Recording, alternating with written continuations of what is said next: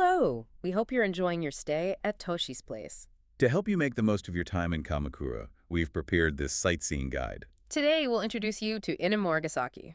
Get ready to discover a truly magical spot where history, nature, and legend all come together. Absolutely. Inamuragasaki, sometimes called Kamakura Seaside Park, the Inamuragasaki area anyway, it's a place that promises so much more than just pretty views. Imagine a destination where you can almost hear ancient tales on the wind. Where dramatic historical events left their mark and nature puts on this breathtaking show. Especially with those views. Oh, those iconic vistas of Enoshima and, of course, the magnificent Mount Fuji. It's a really unique blend, isn't it? Mm-hmm. Serenity on one hand, but also this raw natural power. Right.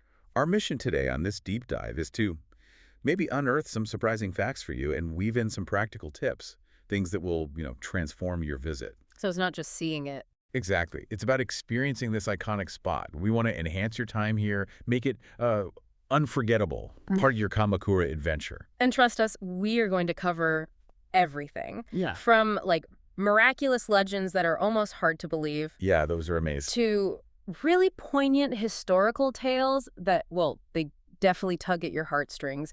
And then the stunning natural phenomena photographers love this place, and even a few hidden gems just waiting for you. Think of us as your personal guides for today, ready to light up every fascinating corner of Inamuragasaki. Okay, so to really get a feel for Inamuragasaki, we have to start with its foundations. And I don't just mean the rocks and cliffs. You mean the stories? Exactly. The layers of stories and legends built right on top of the landscape. First up, it has to be the incredible legend of Nida Yoshisada. Oh, yeah, it's a classic. Can you picture it? It's the early 14th century. Kamakura is basically a natural fortress. Right, mountains on three sides. And the sea as this, impenetrable fourth wall. It was tough to attack. Precisely. So Nida Yoshisada's forces, they get completely stalled right here at Inamuragasaki during their big attack on the Kamakura shogunate. Blocked. Just couldn't get through. Totally blocked. And then the legend tells this really dramatic moment. Yoshisada gets off his horse, takes off his helmet. Right down by the water. Right at the shoreline. What? Knelt down, started praying to the dragon god, and then in this act of, faith or maybe desperation, He offers his sword. his prized golden sword, throws it into the sea, pleading for a way through for his army. And here's where it gets kind of miraculous, right? Yeah.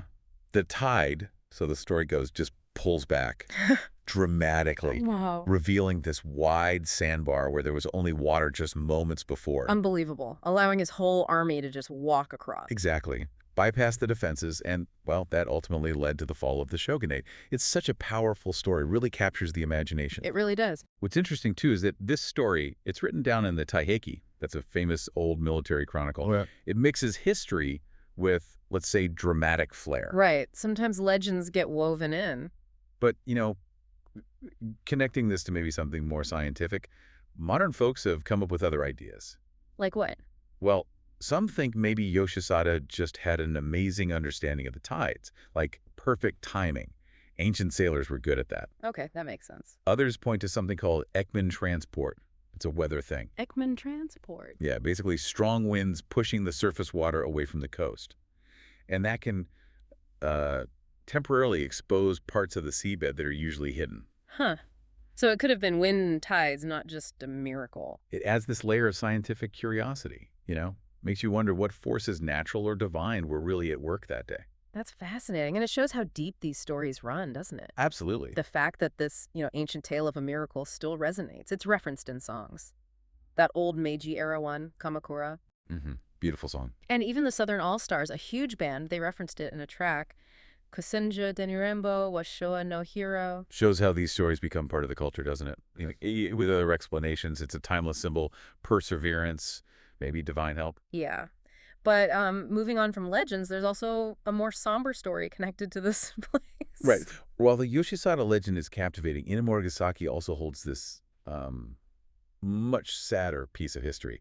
The 1910 Zushi Kaisei Junior High School boating accident. Oh, that's heartbreaking. It really is. It reminds you about, how fragile life can be, and also about human connection. So what happened? Well, imagine 12 young boys, 11 from junior high, one even younger from elementary school, full of energy, right? Yeah. They took a boat out from Hayama, heading for Enoshima, but They didn't have permission, Oh, dear. and they got caught in this sudden, really strong gust of wind just off Shichirigahama. And the boat. Capsized. Tragically, all 12 of them were lost. It's just awful. A stark reminder of how powerful the sea is. That's terrible. And the detail that just gets you is when they recovered them, they found an older brother still holding on to his younger sibling. Oh, wow. Yeah, just this image of love and courage. Even then, it's memorialized in a song, too. A very mournful one called Mashiroki Fuji no Ne. Became quite well known. Is there a memorial? Yes, there's a monument in the park. Still stands today. Kind of a silent reminder, about the value of life, family bonds. It really makes you pause and reflect. It certainly does. Wow. And while we're on these sort of less known bits of history, a couple more things caught my eye. Oh, yeah. Did you know the sand here? The black sand. It has a really high amount of iron sand in it. Oh, interesting, like volcanic. Maybe, but it also hints that maybe, just maybe, there was ancient iron smelting happening right here. Centuries ago. Really? Like forging tools by the sea? Could be. Imagine that. And something else. There's a monument nearby to Dr. Robert Koch. The famous scientist, father of bacteriology. That's the one. He visited Japan in 1908, and apparently he was just blown away by the sunset here at Inamuragasaki. No way. Yeah. And kind of touchingly, he passed away not long after getting back to Germany. So this monument was put up in his memory. It's amazing. Shows how this place, its beauty, really reached people all over the world, even famous scientists. Okay, so from those deep dives into history and legend, let's shift focus. Let's talk about the sheer beauty that's captivated all these people. The views. Oh, the views. What makes Inamuragasaki such a feast for the eyes? Well, the park is hands down a prime viewpoint. Absolutely prime. You get these incredible panoramic views of Enoshima right out there in the water. And then on those really crisp, clear winter mornings or evenings, Oh, yes. the sight of Mount Fuji, so vivid it can genuinely just stop you in your tracks. And it's officially recognized, too, right? It's not just us saying it's beautiful. Good point. It's listed among the 50 scenic spots of Kanagawa. And the 100 views of Mount Fuji in the Kanto region. Exactly. So it's got credentials, and the park itself is designed really nicely. There's a grassy plaza, perfect for relaxing. And those tiered viewing areas, they give you different angles, different perspectives, great for photos. Totally. You can find your perfect shot. But it's not just the static view, is it? There are these, special events, natural phenomena. Oh, yeah. The land itself puts on a show. Have you heard of Diamond Fuji?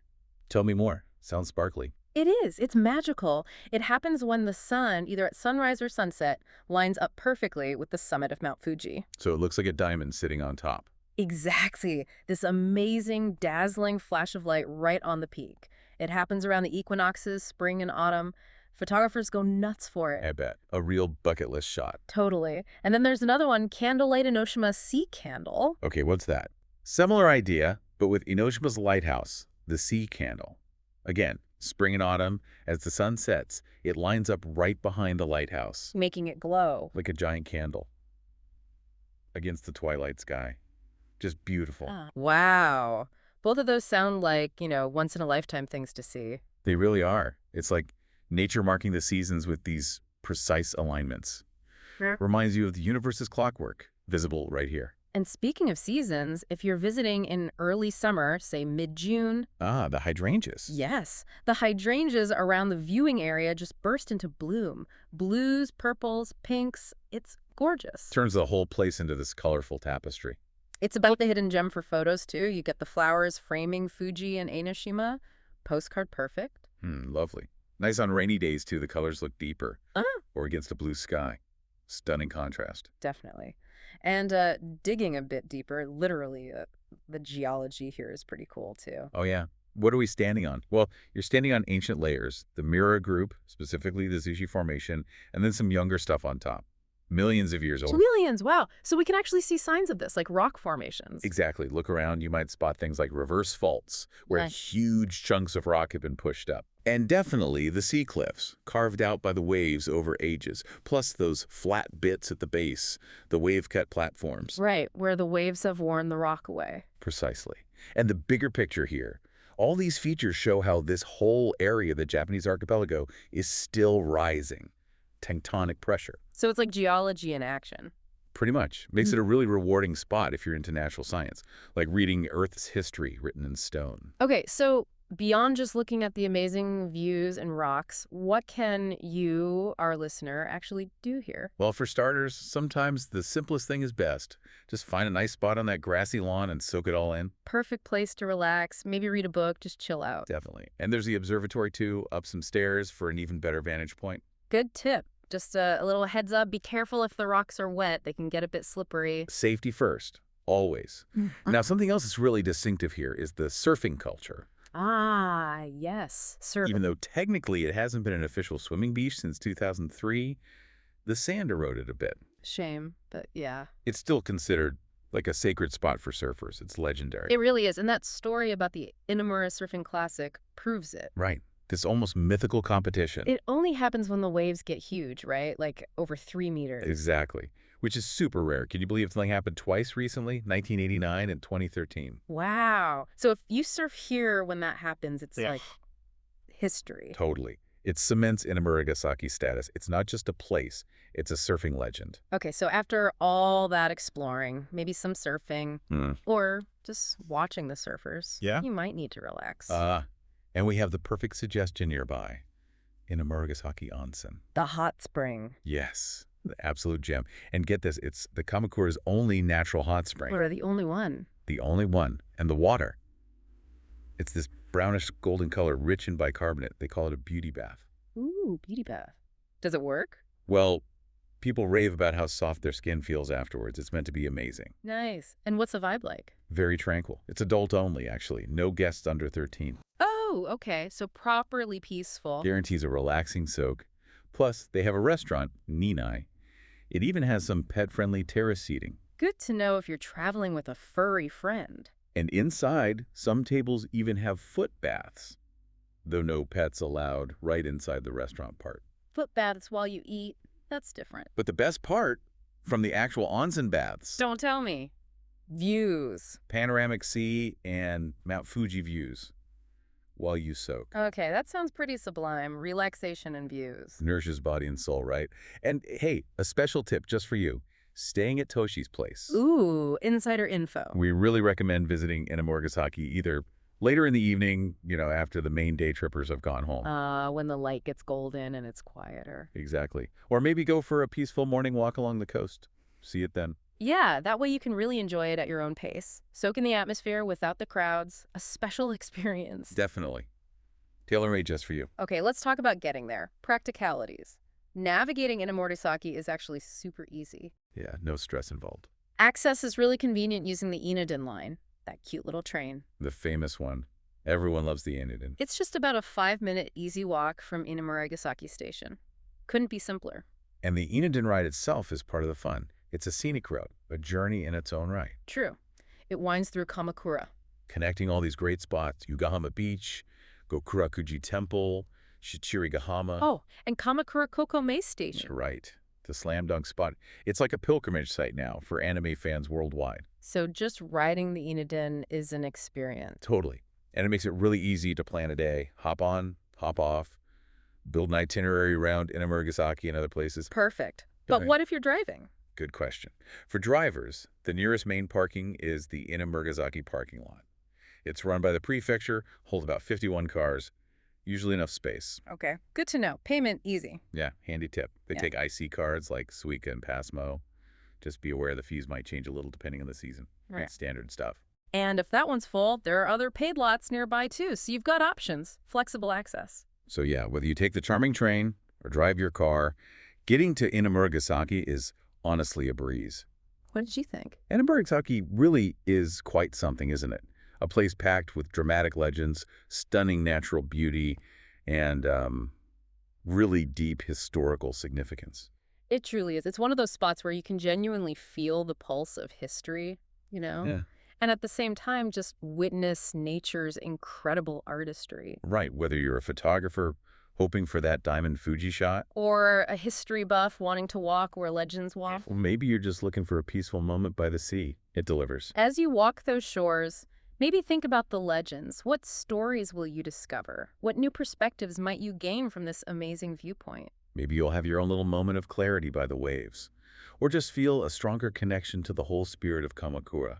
We definitely encourage you to make Inamuragasaki a key part of your Kamakura adventure, especially since you're right here, comfortable at Toshi's place. We'd hope the rest of your stay at Toshi's place will be filled with wonderful memories.